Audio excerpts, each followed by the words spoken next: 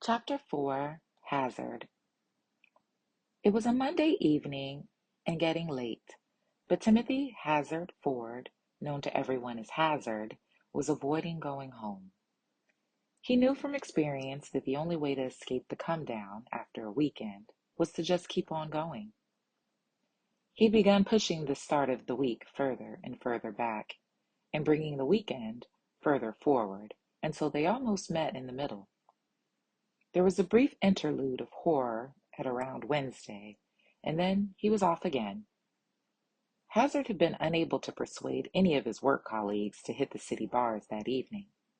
So instead, he'd headed back to Fulham and stopped off in his local wine bar. He scanned the sparse crowd for anyone he knew. He spotted a reed-thin blonde, her legs entwined round a high stool and her torso leaning over the bar, looking like a glamorous bendy straw. He was pretty sure that she was the gym buddy of a girl his mate Jake used to go out with. He had no idea what her name was, but she was the only person available to have a drink with, and that made her, at this moment, his very best friend. Hazard walked over, wearing the smile he reserved for exactly this sort of occasion. Some sixth sense caused her to turn toward him, and she grinned and waved. Bingo. It worked every time. Her name, it turned out, was Blanche. Stupid name, thought Hazard, and he should know. He poured himself lazily onto the stool next to hers, and grinned and nodded as she introduced him to her group of friends, whose names floated into the air around him like bubbles, then popped, leaving no impression at all. Hazard was not interested in what they called themselves, only their staying power and, possibly, their morals. The fewer the better. Hazard slipped easily into his usual routine. He took a roll of banknotes out of his pocket and bought a showy round, upgrading requests of glasses to bottles and wine to champagne. He reeled out a few of his well-tested anecdotes. He plundered the long list of his acquaintances for mutual ones, and then spread, possibly even invented, a flurry of salacious gossip. The group coalesced around Hazard in the way it always did, but gradually, as the large station clock on the wall behind the bar ticked past the hour, the crowd thinned out. "Gotta go. It's only Monday," they said, or "Big day tomorrow," or "Need to recover from the weekend. You know how it is." Eventually, only Hazard and Blanche were left, and it was just 9 p.m. Hazard could sense Blanche getting ready to leave and felt a rising sense of panic. "Hey, Blanche, it's still early. Why don't you come back to mine?" he said, resting his hand on her forearm in a way that suggested everything, yet, crucially, promised nothing. "Sure, why not?" she replied, as he knew she would.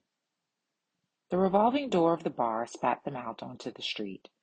Hazard put his arm round Blanche, crossed the road, and strode down the pavement, not noticing or caring that they were occupying its whole width. He didn't see the small brunette standing in front of him, like a traffic obstruction, until it was too late. He barreled into her, then realized that she'd been holding a glass of red wine, which was now dripping rather comically off her face, and more importantly, was spreading like a knife wound over his salvo rose shirt. "Oh, for fuck's sake," he said, glaring at the culprit. "Hey, you walked into me," she replied in a voice cracking with indignation.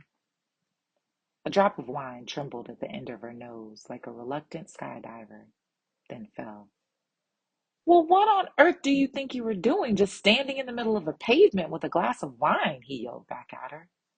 "Can't you drink in a bar like a normal person?"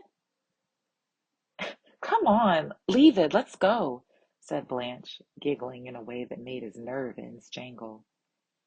"Stupid bitch," said Hazard to Blanche, keeping his voice low so the stupid bitch in question wouldn't hear. Blanche giggled again.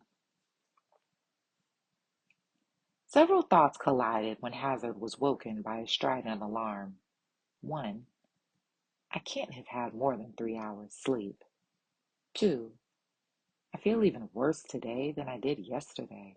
What on earth was I thinking? And 3, there's a blonde in my bed who I do not want to deal with and whose name I can't remember.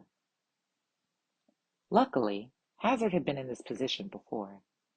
He slammed off the alarm while the girl was still asleep, mouth open like a Japanese sex doll, and carefully picked up her arm by the wrist, removing it from his chest. Her hand dangled down like a dead fish. He placed it carefully on the rumpled, sweaty sheets. She appeared to have left so much of her face on his pillow, the red of her lips, black of her eyes, and ivory of her skin, that he was surprised she had any left. He eased himself out of bed, wincing as his brain clattered against his skull like a ball in a game of bagatelle.